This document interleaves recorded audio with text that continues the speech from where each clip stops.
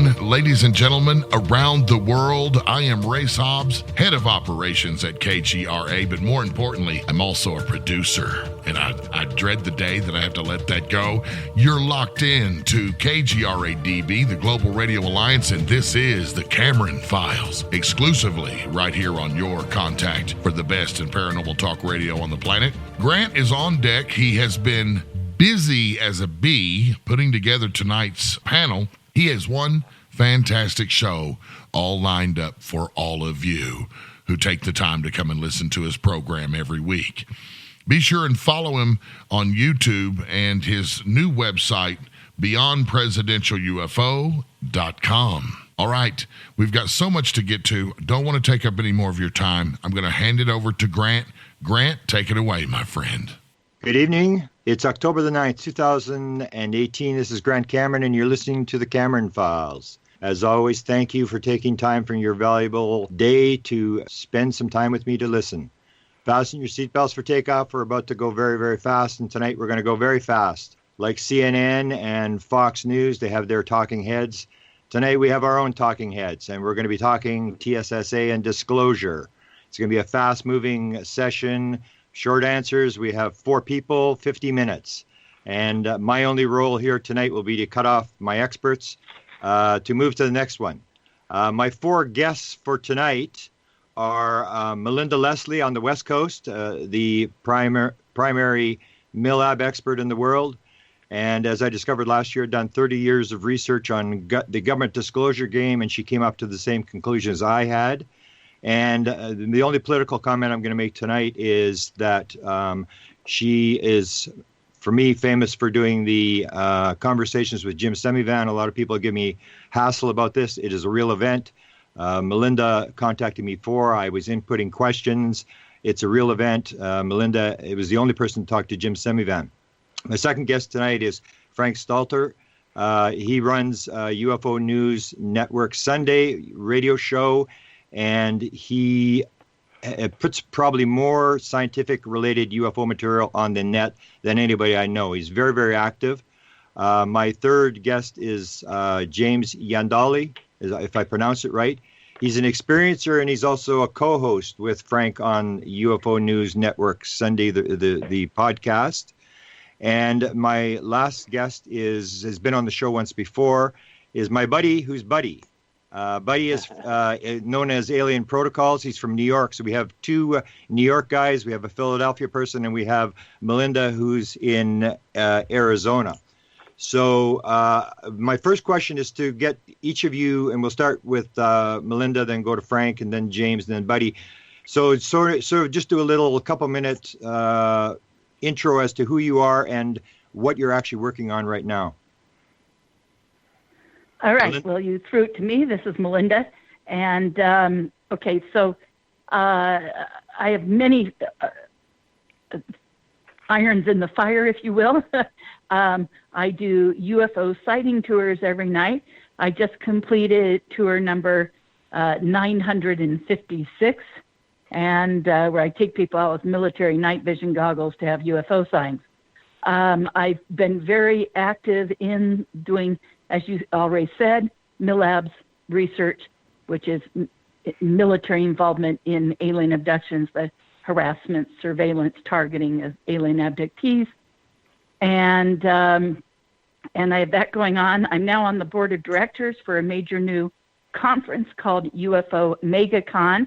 There is a website up. It's just a shell right now, but in the next couple of days, we will have lots of information, including all the speakers and whatnot up there. And it's ufomegacon.com. And that's pretty much it with me with what I've currently got going on. Okay. How about you, Frank? Basically, if you want to keep an eye on what's happening, I try to keep my eye on everything. Best way to find it quick, although it might get buried kind of quick as well, is at the Facebook group, UFO News Network Facebook group. We got about 70,000 plus members, so it's pretty active. A lot of stuff goes up there, and if it's really hot, we'll pin it.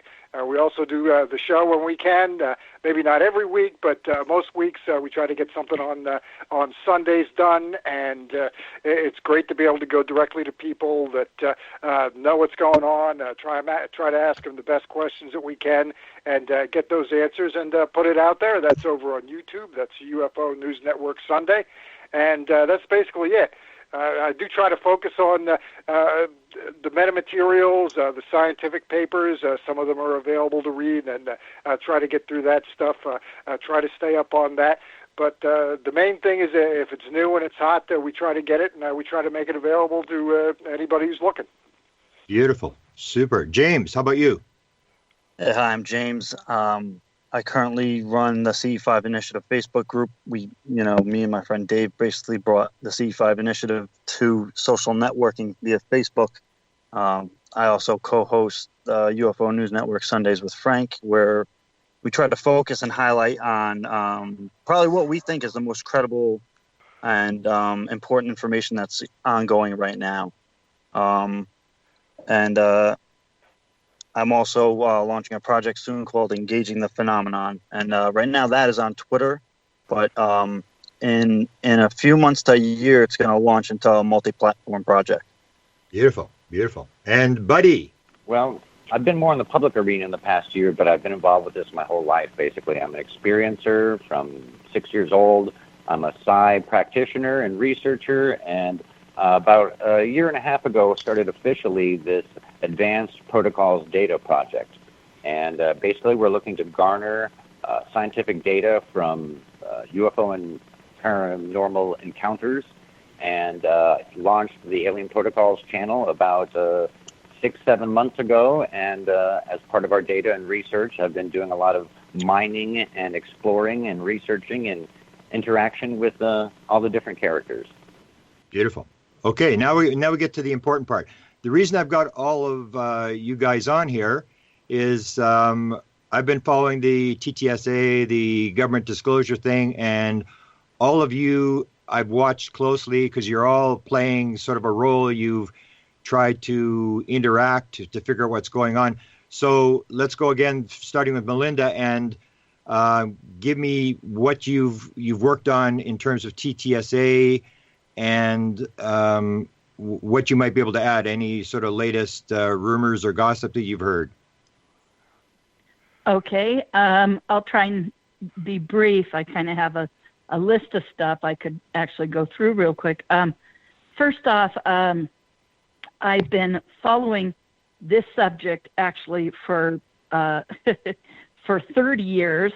And when I say that, I'm talking about there is a background behind the group of people involved in the whole story.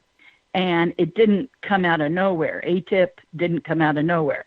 To the Stars, of course, birthed out of ATIP, but ATIP even had a history with the background behind it and individuals involved with the entire story. I call it minding because in my MILABS research, that term came up from a well-known abductee who said, hey, it's like they're minding the field. Not mining, although that would apply as well, but minding, like keeping tabs on, keeping on top of.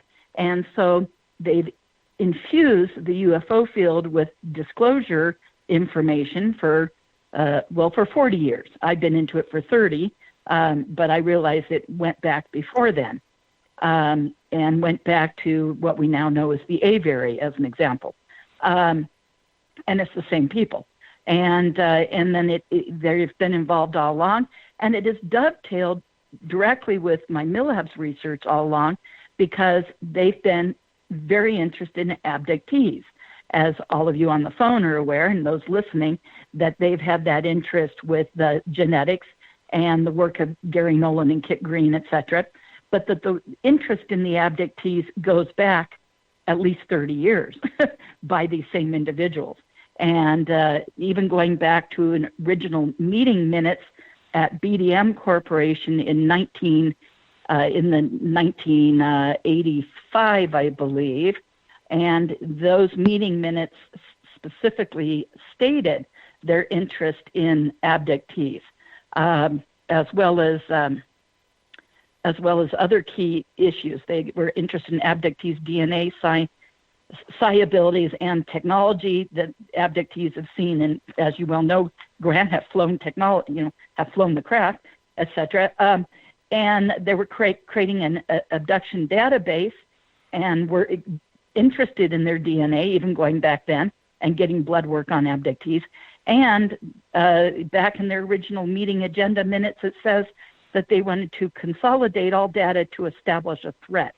So their interest in establishing UFOs and contact experience as a threat has been from the get-go, from their original meeting minutes, and they never stopped having that interest. Everything they were doing in the field led to their eventually creating ATIP, as we now know.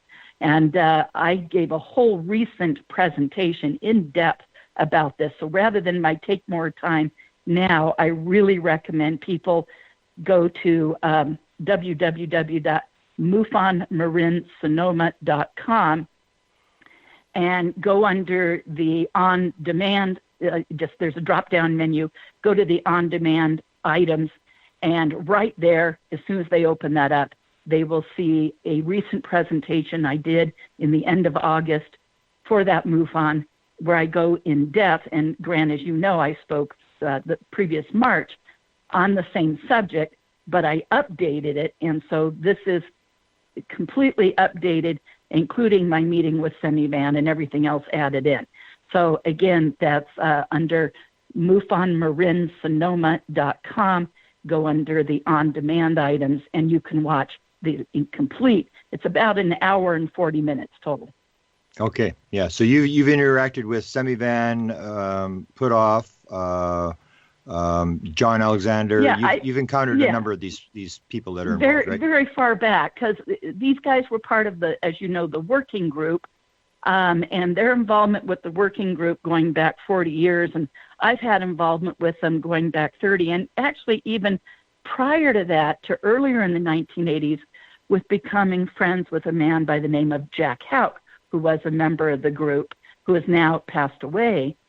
And but I became involved with him and didn't know I was having alien abduction till 1989, and then realized I was having the MILABs starting in 90. I became really aware of it in 93, but had some experiences in 90.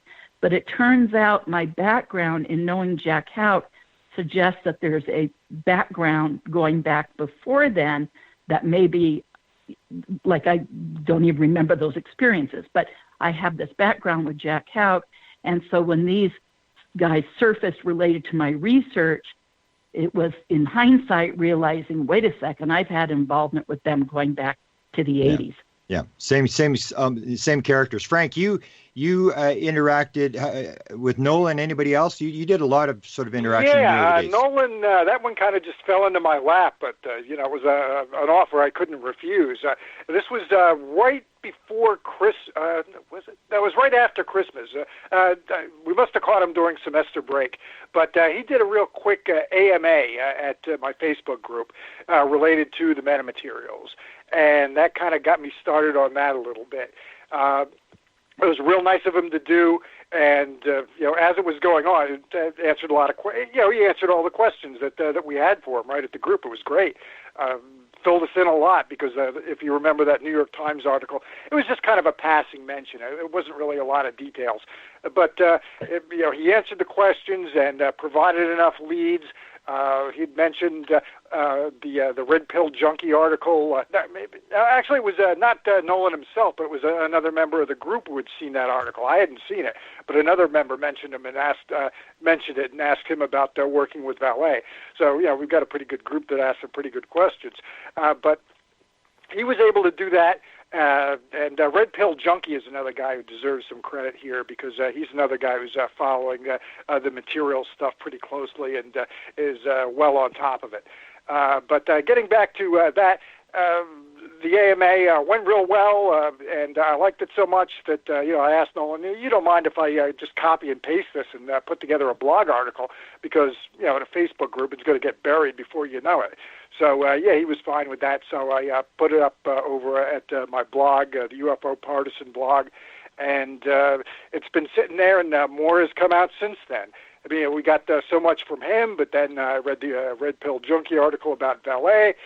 Then I picked up on a fact that Valet had done an extensive seminar somewhere, at that point I didn't know where, about the materials and the studies that they've been doing, and was able to add that in. And then finally, it turned out it was at Contact of the Desert in 2017. Kind of unfortunate that we didn't really know about this, and some other things that went on there apparently got a lot more attention, and this one kind of fell under the radar. But, he goes on for an hour. The link to that video is also at my blog. And, Putoff has come out more recently. He did a speech where he went into the material somewhat. So a little bit more is coming out, But I think kind of the unsung guy that you really want to take a look at in terms of working on these possibly ET materials is a guy named Peter Sturrock, a retired professor from Stanford. He's the guy who really put a lot of work into it. What he was doing, and this was a few years ago now, so I don't know if the technology has changed as far as examining this, but he put an incredible amount of effort into determining who manufactured the fragments that he turned up from a crash in Ubatuba, Brazil, a few decades ago, actually. But he's got a list, and I should probably add this over at the article, actually, but he's got a list of a couple dozen different labs, and I mean not small-timey labs. I mean these are government labs, MIT, Caltech, those kind of labs, and still they examined this stuff, and they weren't able to figure out where it was manufactured. So you've got that. That's pretty extraordinary to me. Another thing I really like about the field and the way it's going now is it is attracting a lot of new people, or people I didn't know before, who are doing some fantastic work. A friend of mine, Dave C. Beatty, out of Florida, he has put together really the best forensic UFO recreation of any case I've ever seen. It happens to be about a pretty big case, which is the Nimitz case, which I already regard as a top 10 all-time case just because of everything that's been surrounding it. And when this is finally done, I've seen a rough cut of it, and it's not that rough. The guy's a real pro. It's going to blow your mind. People are really going to want to take a look at this. It's just fantastic. There's some other folks who've turned up some really good stuff related to new material. Paul Dean did. A guy named Christoph Spitzer did. A guy named Keith Basterfield's doing real good work on this. Some other new guys who I'd never dealt with before out there doing good work. A guy named Joe Mergia. A guy named Danny Silva. So these are all people who are really stepping up and seeing some opportunity here to make some real hay. Wow. I think that's fantastic. Give me your website again. Have you got this all linked at the same site? Your discussions and postings and stuff? Basically, at the site, it's basically UFO. Hang on, there's a blog spot. I think it's UFO Partisan. UFO, obviously. Hopefully, everybody can spell that. Partisan, PARTISAN. .blogspot.com, and that's where I've got everything, all the old stuff, but more importantly, with what we're talking about tonight, the stuff that's come down the pike in the last year or so. Yeah, you've done. Can I make a quick? Go ahead. Yeah. A very quick comment. Yeah. Just very quick. You were talking, Frank, about the Nimitz event, the Tic Tac event, and of course we know about the East Coast event. At our conference, UFO MegaCon, we're going to have probably at least 4 of the major witnesses. One name I know I can go ahead and say that he wouldn't mind, and that's Kevin Day, who some of us know, or certainly know of. Radar operator on, I believe, the Princeton. Yeah, on the Princeton during the Nimitz Tic Tac event. Yep. And another gentleman that worked with him as a radar operator, I should say. I believe Gary Voorhees is also going to be joining us. And then this will be a special event one night at the conference. It'll have both of them, maybe even another. Kevin's talking to some other individuals who are specific military witnesses of that event. This will be like a discussion interview on stage, kind of a panel, if you will, but more of an interview one by one with everyone maybe sitting in big chairs. And then we're going to have 2 witnesses from the East Coast event, which is the Gimbal and Go Fast.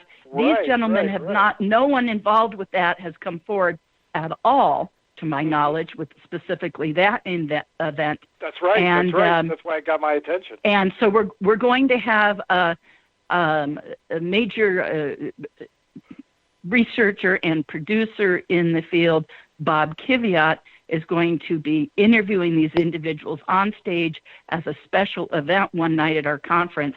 And this is the first time I'm saying anything out there about that going on. But they've all agreed, and it will be on the website very soon. And we're so excited to do this special event with these military whistleblowers from these events, which were all the pieces of film footage released through the ATIP Unfoldment Project. Beautiful. Yeah, I talked to Kiviat, so I know what you're talking about.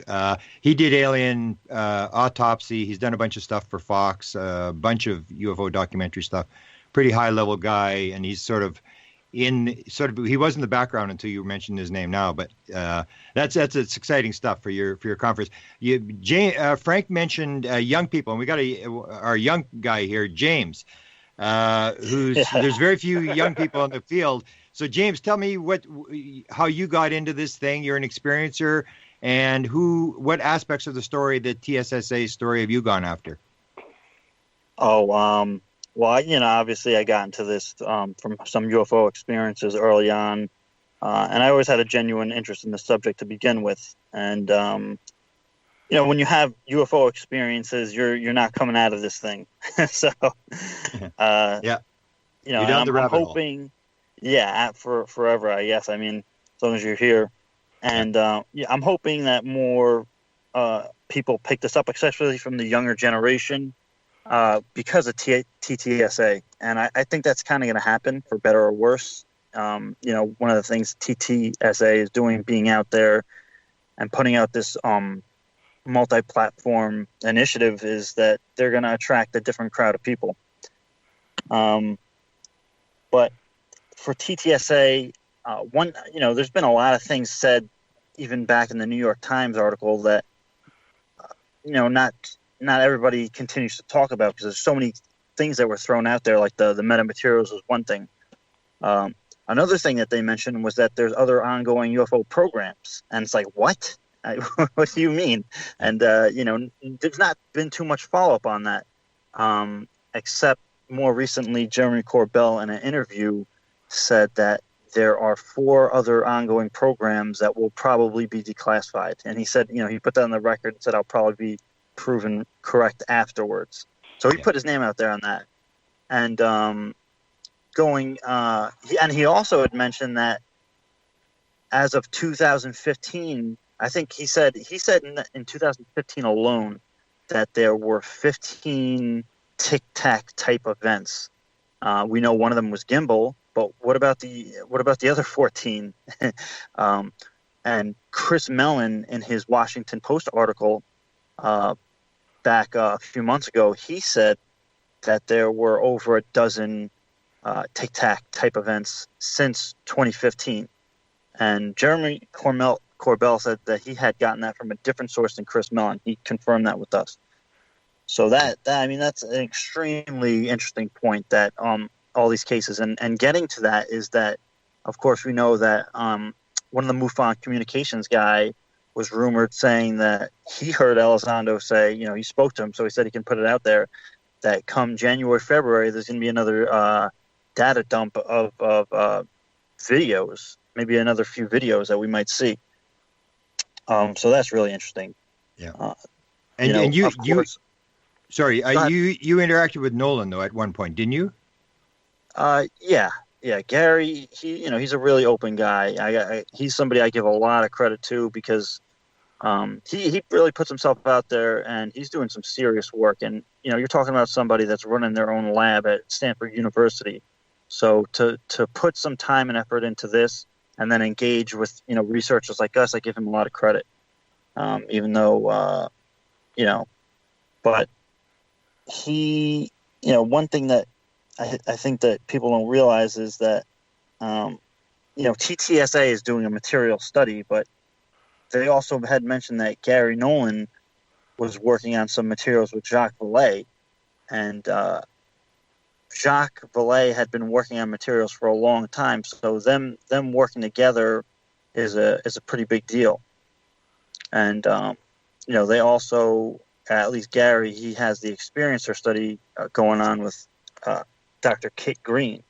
So that's another really fascinating thing that's going on. That is I want to say it's something that's aside from TTSA. So while we have all this TTSA stuff going on, there's almost like another group working in their shadow, maybe purposely, doing some incredible stuff, doing incredible research.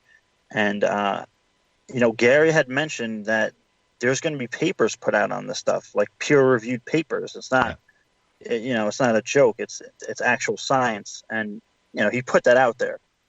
So we have the TTSA Atom Project materials, which they said they have 7 pieces. One of them we know, I guess, is the arts parts piece. Yeah. And maybe an experiencer led them to another piece, and then there's 5 other pieces. But then there's also whatever pieces that Gary Nolan and Jacques Vallée, I mean, who knows how many pieces they have or what materials they had and where they came from. Beautiful. Now, lastly, I always equate Buddy to be like Melinda. Like, Melinda doesn't take any crap for anybody. She just goes right to the people and confronts them.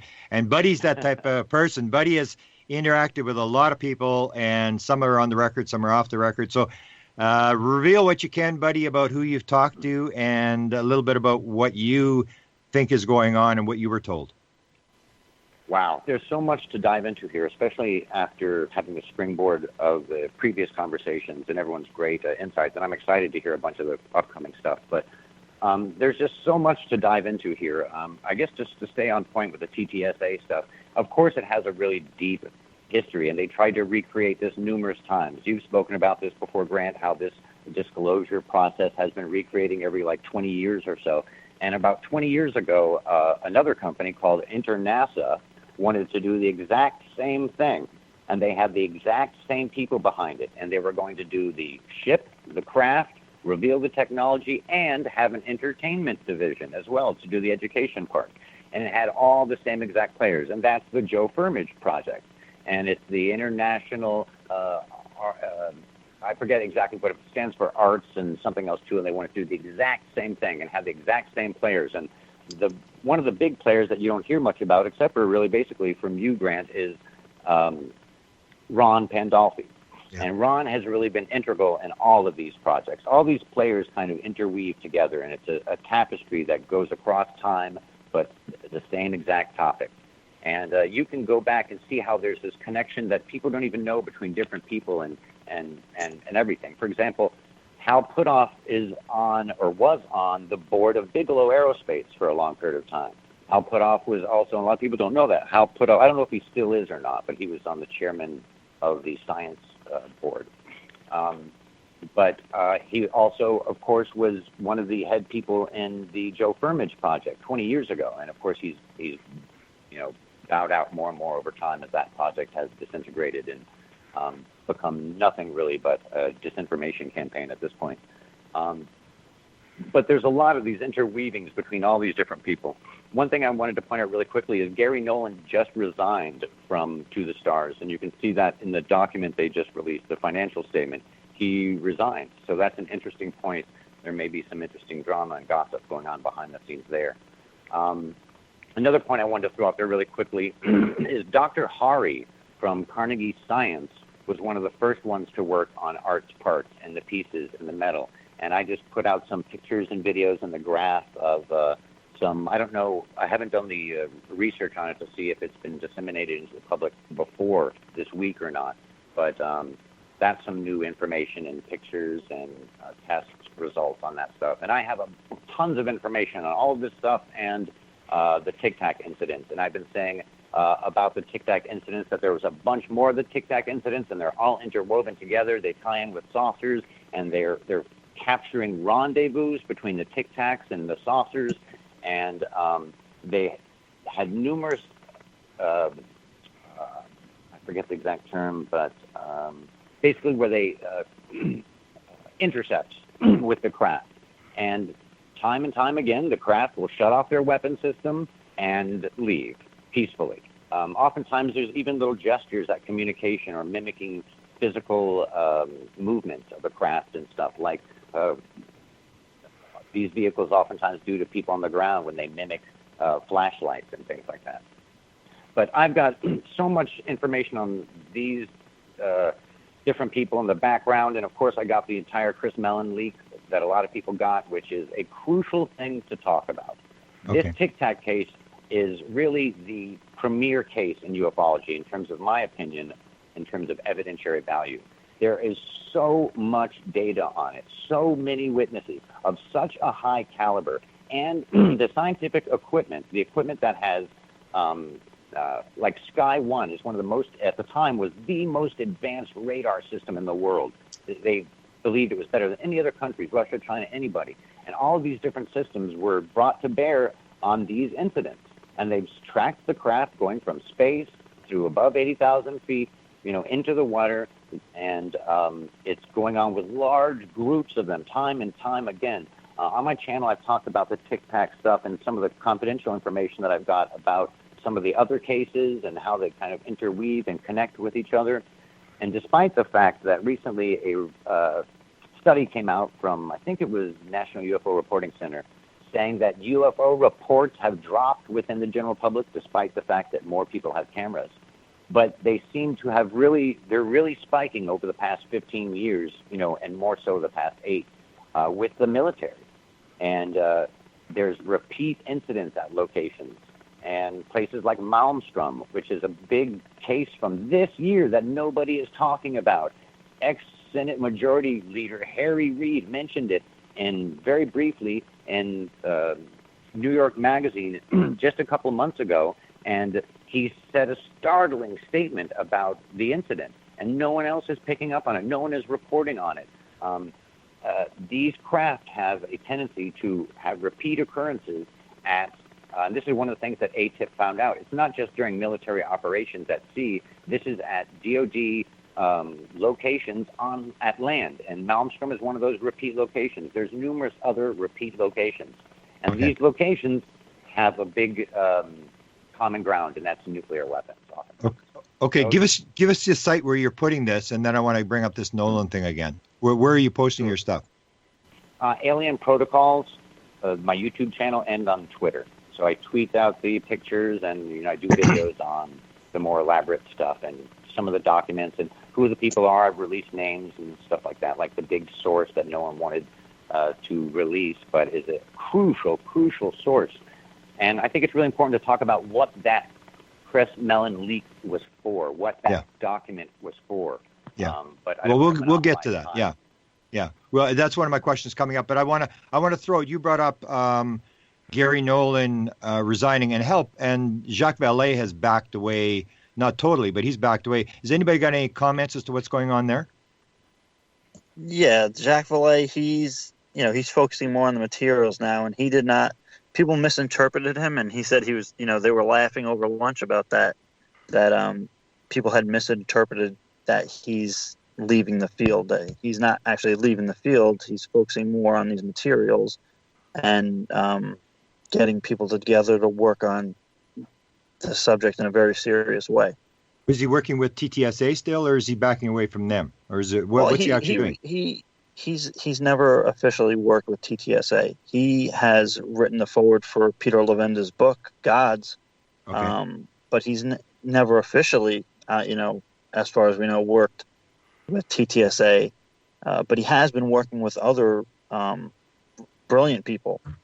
And I would surmise that he has a little group of people working on hard science and other areas that we wouldn't even comprehend or really hint on are connected to this subject. But he seems to be in the background pulling some strings, right? Yeah. And what about Nolan? You guys dealt with Nolan, and he pulled out earlier where he was posting on Facebook, then he pulled off Facebook, and now there's this little brief mention in the financial report that he has resigned. So has anybody got any comment as to what's going on there? he had publicly stated that he had to pull out of TTSA due to obligations to his job, Stanford University. Whether that... This is Melinda. Go ahead. It sounded like workload. Oh, sorry. Didn't mean to cut you off. I was trying to wait till you're done. I apologize. It sounded like it maybe his workload, that for his regular job, like you were just saying. That's what I got from a couple various posts and stuff he had put out there that were making the rounds. It sounded like it was mostly, just work obligations. But he's still doing the experiencer thing, isn't he? Yeah, he is. He said he had to put that on the back burner for a little bit. The experiencer thing? Yeah, not completely. It's still being done. But there's priorities. And I'm wondering, is Kit Green stepping up to kind of fill his shoes? I wonder. I'm just curious. They have to work together. I had a question here to ask all of you. That what was the abductee work going on, and how was that going forward? Maybe in his absence, unless he's not really absent from doing that. Well, these people, they're working on these programs kind of on their own. So, like, if one of them, like Gary or Kit, have an obligation that they have to fulfill or deadline before they can complete a task on the experiencer study, they have to put it to the side intermittently and then go finish what they had to do and then come back to the study. That's what's going on. Okay, because I can't see how you can do the experiencer study without him, because he's the genetics guy. He told me that it would be a 2-year program, and that the same thing you mentioned, that it would be, peer-reviewed articles. We're going to do it right. We're not going to cut any corners, this sort of thing. And it's kind of strange where he seems to like pull off Facebook and then pull out of this thing. And as I know that people like Ryan, I think it was Dubé was briefed on the project. What's his name from Ions? Radin was briefed on the program. So they're still out there talking to people. I'm just wondering, it's kind of weird how people are sort of pulling away, and I'm just wondering what's going on. So I'm suspicious that something else is going on there with Gary leaving TTSA. He's definitely not leaving the program. I heard that they had several different phases of that program, and I know some other information, but I don't have it verified yet. But I think Gary left for personal reasons, and when someone says it's workload, that's always a good, easy excuse out. When you look at workload, look at someone like Hal Puthoff, who's literally in the board of like 7 different companies. He's very stretched thin, but you can work out your schedule when it's the most important subject on earth, and that's how you feel about it. And that's what these guys feel about it. They're all just as much on fire as us experiencers are. So I think it might be indicative of other things going on behind the scenes. I don't know what those are, but that's my. I mean, but also with Gary, he's working on other programs that he might, feel are more important than what he was doing for TTSA, but are still involved with the subject. Absolutely. Yeah, just to jump in here, he's also working on helping to cure kids of cancer. So he's got a little bit on his plate. His hands are full. Yeah. Yeah, his work is amazing. He's a leading scientist and an experiencer. Well, and we've all had our jobs come up and make us have to put this stuff on the back burners. So I think we can all understand that may be it. Hopefully there's not other problems brewing, and time will tell if we hear his name surface with the project again. Melinda, can you spell? Oh, so go ahead. Just to jump in, we're not doing a show every week anymore either. We did that the first few months, and then business is booming. I'm working 6 days a week. James is working like crazy. It's not because we're having difficulties amongst each other or because we're having trouble booking guests. It's like we're that busy. We can't do a show every week anymore. Yeah. Melinda, can you spell out? Jim told you the relationship, and I think you should sort of spell this out because the experiencer program really isn't part of TTSA. Can you tell what Jim told you about it? Well, he just said the other guys. He was referring to back when I met with him in February, so it's been a long time. But he had said that the other guys were, and this other group was working on the experiencer and the DNA work and all that. So he made it sound somewhat separate from the main goals of To the Stars. Also, I had that second conversation with Jim later, more recently, just a number of months ago, when there were all these closed-door meetings. Grant, I think I told you about this, Yep. the closed-door meetings and everything that were going on with the Senate and with Congress, and various individuals involved with To the Stars were going up there and meeting with people. And Jim had told me in a separate phone conversation that they were just trying to get their projects funded.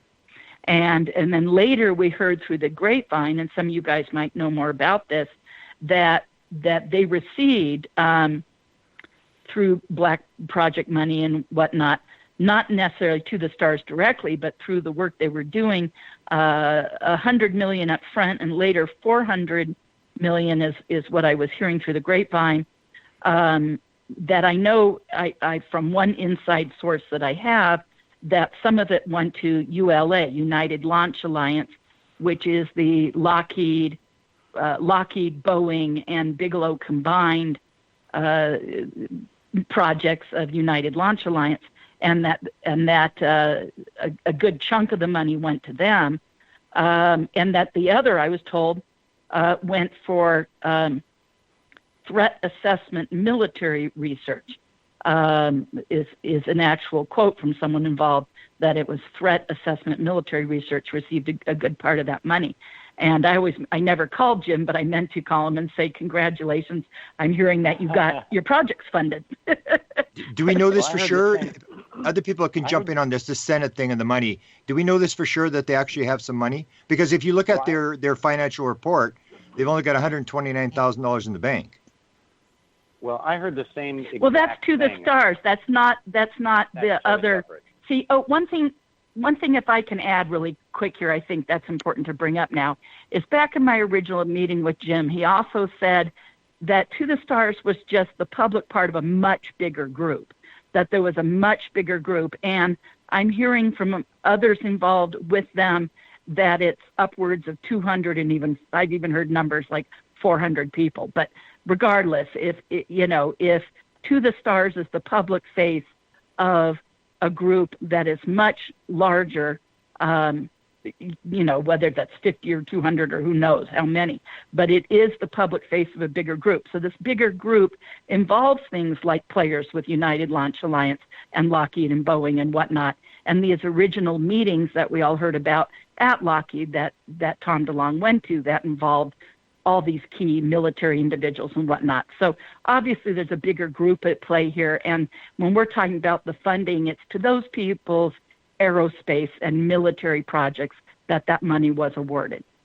What about you, buddy? You heard this. Yeah, go ahead, buddy. Yeah, you know the same thing. I was reporting that same stuff, way back, that they had gotten at least that $500,000 initial monies and the disbursement of it. And I think this ties really well together with the Chris Mellon briefing documents. The whole leak, that whole Chris Mellon leak, was about those briefings. And that whole leak was the folder for going into those meetings and pitching them stuff. And the folder contained a lot of different interesting information.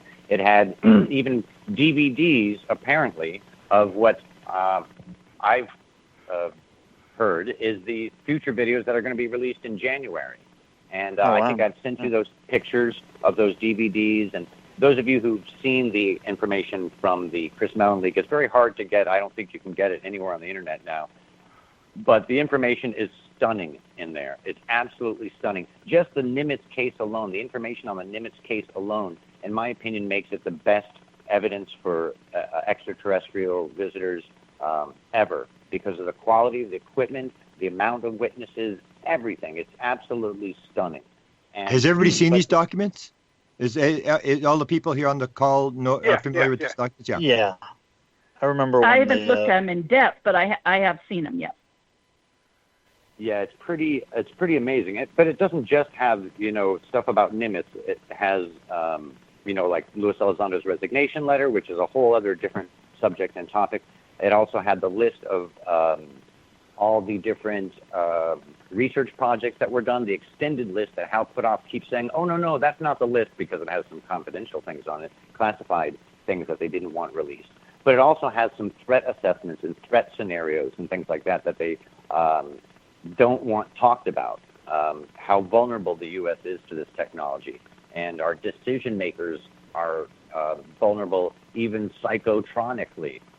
Things that are really hardcore, intense things. But what they're doing is they're going around basically asking for monies to recreate this technology. And, of course, to study the phenomena from a distance, but primarily to recreate this technology. And to me, they're not obviously going to recreate this technology to create the world's coolest amusement park rides ever. They're going to use this technology to create the most deadly weapons human beings have ever confronted. And conceivably, in my humble opinion, perhaps even the last generation of weapons. When you think about weapons, any weapon system that's completely anti-gravity, it nullifies gravity, so it doesn't matter your weight, that it's invisible to the best, latest technology. All of our sensors completely invisible, visually, all the way across the electromagnetic spectrum, from gamma rays to radio waves. It's invisible. And then hypersonic. So imagine invisible, hypersonic, undetectable weapons.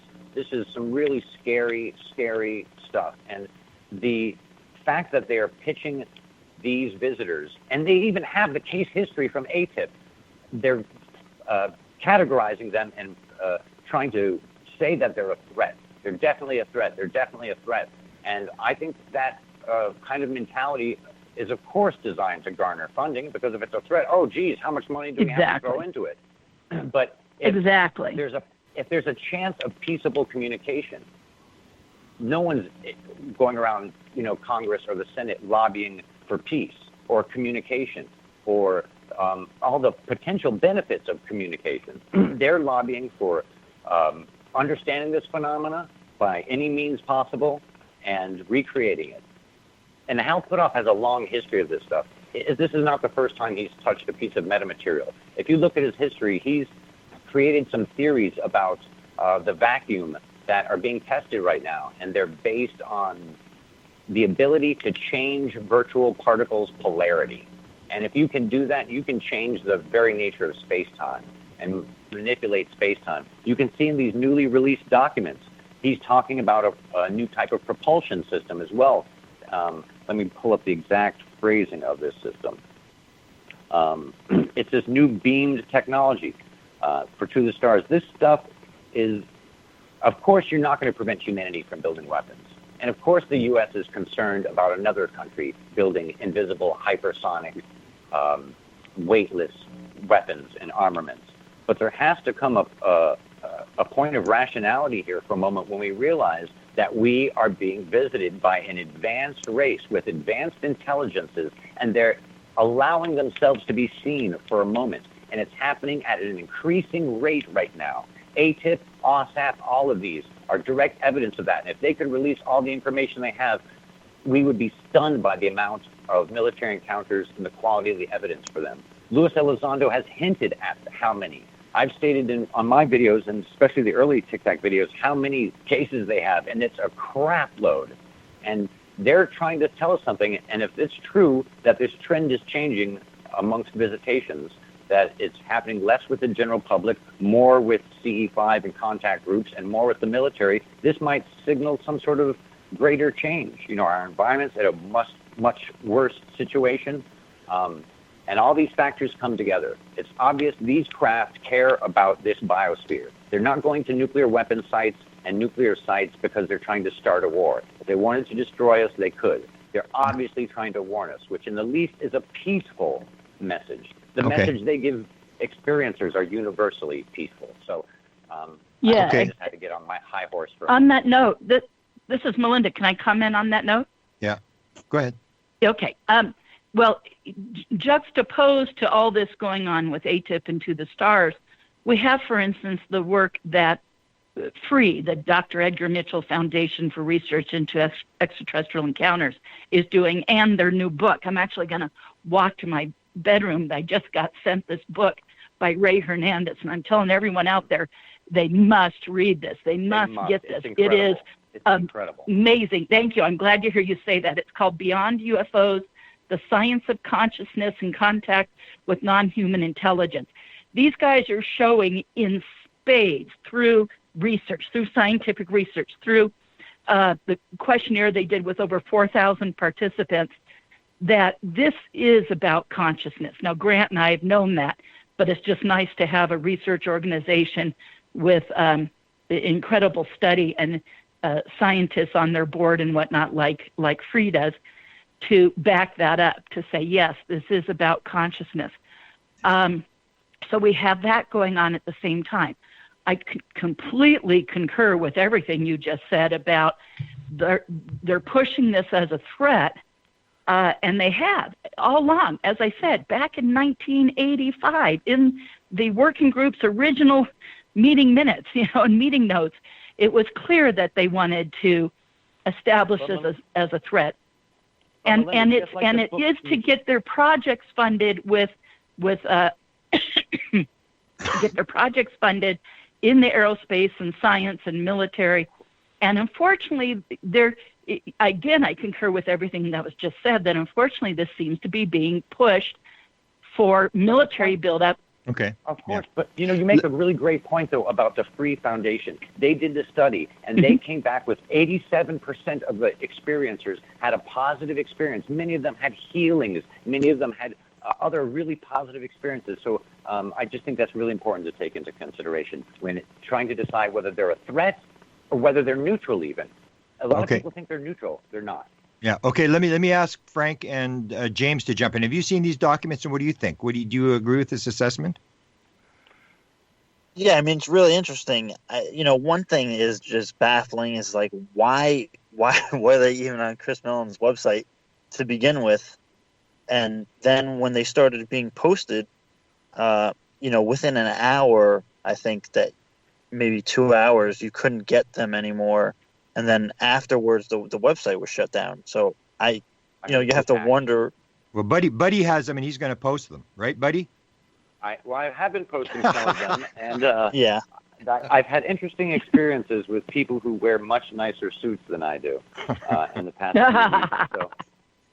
So we can discuss that later. But this information needs to be released, all of it. So release it. Release it. I am, and I have been. I want to ask about a picture. I want to ask about a picture. There's a photograph of this container or this bag or whatever. A month before Lou Elizondo resigns, he's sending this thing to Chris Mellon. Why is this picture being withheld? There's no classification on this. It's critically important to show that Elizondo was involved a month before he retired. Why is that picture being withheld? I don't know why. I let it out. I let that picture out, the DVD picture, I haven't seen the resignation letter. I sent it to you. In fact, the one where he wrote in green handwriting on the front of it. On that note, you guys, I'm not so sure Lou is out. Remember back when he was interviewed by Knapp? I don't know if you guys heard it. On Coast to Coast, Knapp interviewed him on a Sunday night, and I have a quote right here in front of me where he was talking about ATIP still exists. He said it was never disbanded, and he went on to say, we, referencing himself, we continue to do our job. So he's saying we continue to do our job at ATIP. That's saying that he's still involved. And OSAP is still operational. And I have I don't have an absolute confirmation of it, but I have a sneaking suspicion our friend Ron, who is no longer at the CIA, is at the DIA now, is integrally involved with that project. And OSAP is still, there was an intimation that it closed down when ATIP started, but it didn't. It kept going. And in fact, remember when Louis Elizondo was complaining about another agency? They were allocated a bunch of money, and another agency kind of squirreled it away from them. It was OSAP. OSAP was the one who squirreled the money. And there's other, Corbell intimated there was 4 other agencies involved. I have a list that's got 9 different agencies involved, and I can give you their names in just a second. But this is, all this stuff is, you just follow the breadcrumbs. You just follow the logic trail. And it doesn't take, Socrates to figure out that they're not going to be building amusement park rides. They are going to be building these weapons. And it's a reality. Other countries are going to be building the weapons. So you can't say, don't build the weapons, don't access this technology. But we can impart a little bit of, beseech what we teach our children, that to communicate before confronting. Okay, let me ask all four people, just, you want to comment, Frank? I did want to jump in talking about the level of frequency it going up. That was discussed earlier. That, to me, is the big question. If you accept that we're getting visited, the key question then becomes how often, And that's really key to me. Know for sure about Nimitz. Know for sure that they looked at the East Coast case. And I did get a question into George Knapp in an AMA he did over at Coast to Coast a while back. And he confirmed that they did look at the Stephenville case. I don't know if you got that or not, Grant, but that did come up. So that's 3 cases out of how many cases that we actually know some specifics of the case that it did happen. That to me is the big question right now, and I obviously don't have Frank, an answer. I can answer that question. This is Melinda. 2 ways I can answer that directly. First off, 2 different Roper polls conducted separately from each other, where questions were tacked on by leading abduction research organizations, came up with over 4 million people in the continental U.S. alone having abductions. And they didn't ask, are you an abductee? They asked, specific questions so unique to the experience that you're only counted in your responses if you answered yes to all the key indicator questions. So and the Roper organization came back and said the number of people who answered yes to all key indicator questions was 4 million in the continental U.S. alone. And then on my tours, and not to plug them, but on my UFO sign tours, we have signs every friggin' time. I've done 956 tours. I've done the math. It's like 20,000 sightings. And a bunch of those have been structured craft and formations and things that make sharp right-angled turns. I mean, you name it, we're seeing it. I can put this to rest right here, we are being contacted, abducted, and have sightings worldwide in the millions all the time. And certainly probably in the thousands daily. Okay, we're less than a minute to go, so we're going to have to wrap, or Race is going to pull the plug here. Can you just basically give your website? We'll do this again, and we'll update more. So give me your website and where your material is being posted quickly. It's www.ufosightingtours.com, and the new conference for UFO MegaCon, which will be the last week of March, is UFOMegaCon.com. Okay. Frank? Easiest one really is UFOpartisan.blogspot.com. All the links to everywhere else, the YouTube channel and the Facebook group are right there. It's the easiest one. Okay, James? Yeah, the C5 Initiative on Facebook, Engaging the Phenomenon on Twitter, Engaging the Phenomenon on Facebook, and UFO News Network on YouTube. Beautiful. And Buddy? Alien Protocols at YouTube and Alien Protocols at Twitter. I really appreciate everybody's input, and we'll do this again. I really appreciate the work you guys do, so thanks a lot. Thank you. Thank you. It's an honor, sir. Thank you, Grant. Thank you, everybody. Thank you, Grant. Hey, thank you, everybody. Back to you, Race. You've been listening to the Cameron Files with Grant Cameron. Any rebroadcast or duplication of this program or program content without express written permission from the KGRA DB is strictly prohibited. The Cameron Files, in direct cooperation with the internet website presidentialufo.com.